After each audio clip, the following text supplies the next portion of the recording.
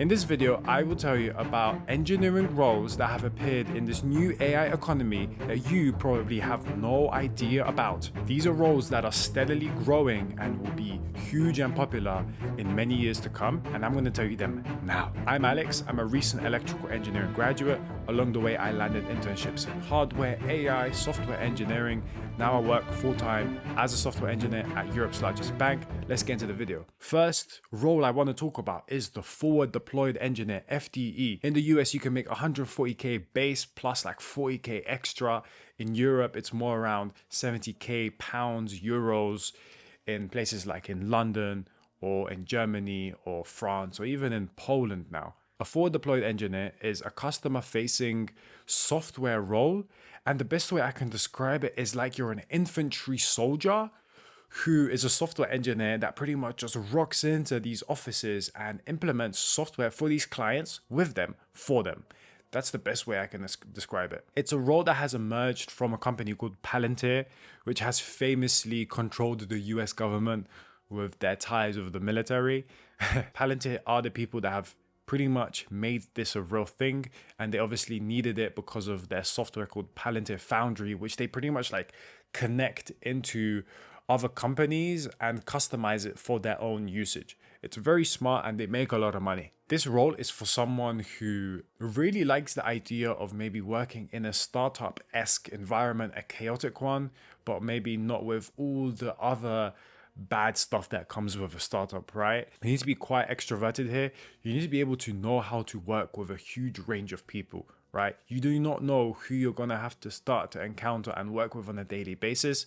You also need to like to travel and be okay with it. This is not good for people that want to do a remote role. And obviously you need to be a good programmer. And it does also help to have the main knowledge of the thing you're going to be deploying, right? So if you're going to be deploying software for military companies, having knowledge of the military or having some experience in the military is obviously super useful. But honestly, to land a good engineering role is quite tough, especially in this AI economy. And I think having a strong personal brand definitely helps. Which brings me to the sponsor of today's video, Skillshare. When I was entering the job market, I really made sure that my LinkedIn is looking professional and it's looking good.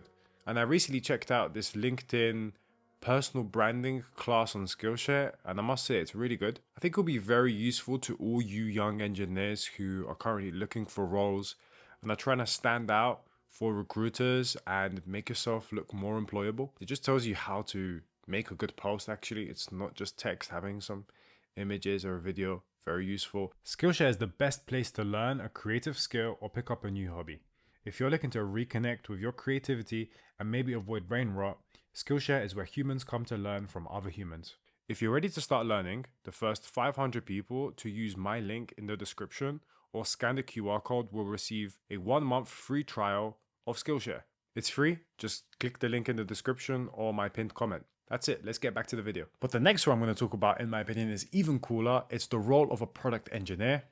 There's product engineering for software products and hardware products. And software product engineers can make a good salary, I would say 50k plus in the UK as a base for a grad. In the US, it can be 80k plus at least. And obviously in big tech, it's probably way more. Salaries are different for people that do product engineering for physical products.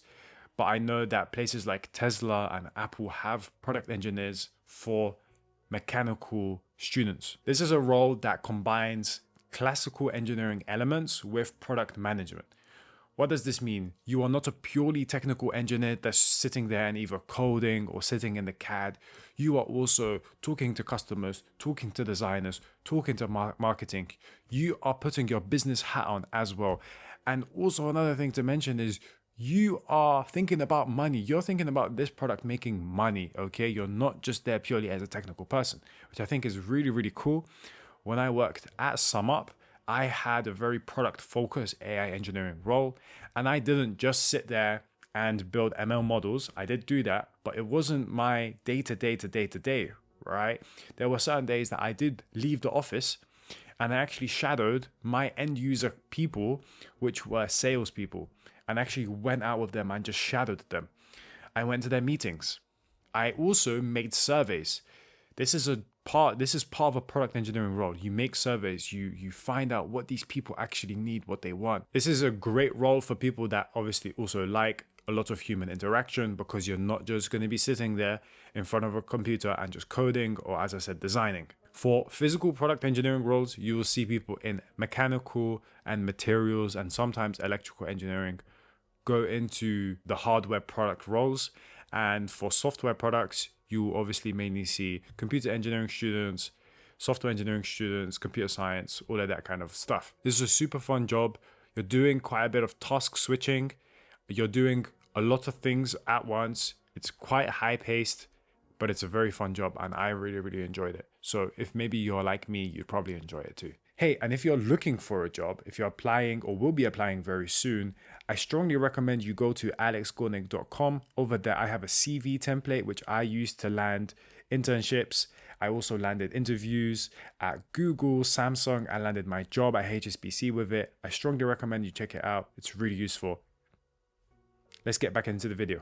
The next role is for people who are super, super technical, and this is a role of a quantum engineer, and this has emerged from the recent advancements in quantum computing. If you do manage to break into this really competitive field with super smart people trying to get this job, you will be handsomely rewarded. In the US, if you join a big lab like Google or IBM that has quantum computers, you can make $140K plus just starting off, right? In Europe, in places maybe like in Oxford, Cambridge, or Munich, and you can start off with 70K minimum, which is also a lot of money. You definitely need at least a master's degree. A PhD is recommended here because this is quite a serious field, but for the most part, you should not be doing research here. You will be focused on building software and hardware for quantum technologies. These are things like quantum computers, quantum key distribution, maybe some sort of quantum cryptographic stuff. I also know there's something called a quantum number generator, which is, there's a lot of quantum stuff now. Knowing Python here, I think is very useful because there's a lot of libraries in Python now for quantum, like PennyLane. Check it out if you are interested in quantum. Standard test equipment that you use in electrical engineering, like oscilloscopes, spectrum analyzers, vector analyzers, lock-in amplifiers. These are all super important things to know how to use because at the end of the day, you'll be focused on building a lot of that hardware, which you need to test. Also, any knowledge of electronics, FPGAs, ASICs, RTL design, all of these things that you also learn in computer engineering, electrical engineering, super important. And you guessed it, knowing a bit about quantum physics is going to take you quite far because at the end of the day, that's what you're working on. However, I have not met any engineering students that know quantum physics really well. At my university, 0 engineering disciplines actually teach quantum physics. The only people that get to study it are physics people and maths people. And even the physics people, you only really get to go deep if you've done theoretical physics specifically. I do wonder when quantum will be part of the electrical engineering curriculum for one day. Let me know what you think. The next role I want to talk about is a prompt engineer. This is a role that has obviously emerged in the new world of LLMs. And this is a role where you are pretty much manipulating human text to get accurate and trustworthy responses from an LLM. And we are kind of all prompt engineers to some extent, but certain people are better than others. Some people do get paid for this. And you can get paid quite a lot of money, actually. They do get violated a bit in the engineering community that they're not real engineers, but they make good money. So like in the UK, a junior prompt engineering role can give you 40K a year straight out of university, which is not bad. In the US, this can be even like 60, 70, 80K. It just depends where you land a job, but you get food on the table for sure as a prompt engineer. And what's good about this role is that you don't need to be insanely cracked at coding. Knowing just basic Python is, I think, enough.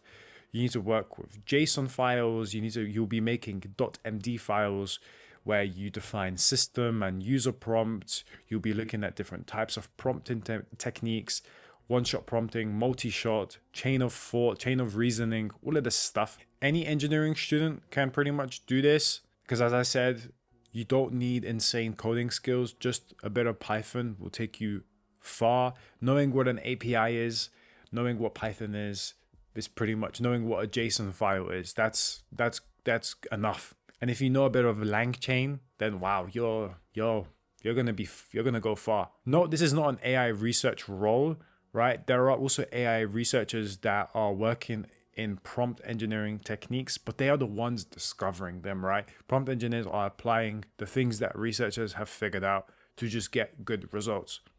But I did read a cool paper which literally says that if you send the same prompt twice, the same exact one for the same problem, you will get a better response usually. It obviously depends a bit on the context of the problem, but I think that's just a really cool piece of research and it's very counterintuitive. It's just literally sending the same thing twice. Final thing I want to talk about is the research software engineer. This is a cool role, which you're probably thinking, hey, Alex, what are you talking about? Research software engineers have been here for so long. True, but they have only existed in academia. Now they're emerging out of academia into the world of industry, so you can make a lot of money.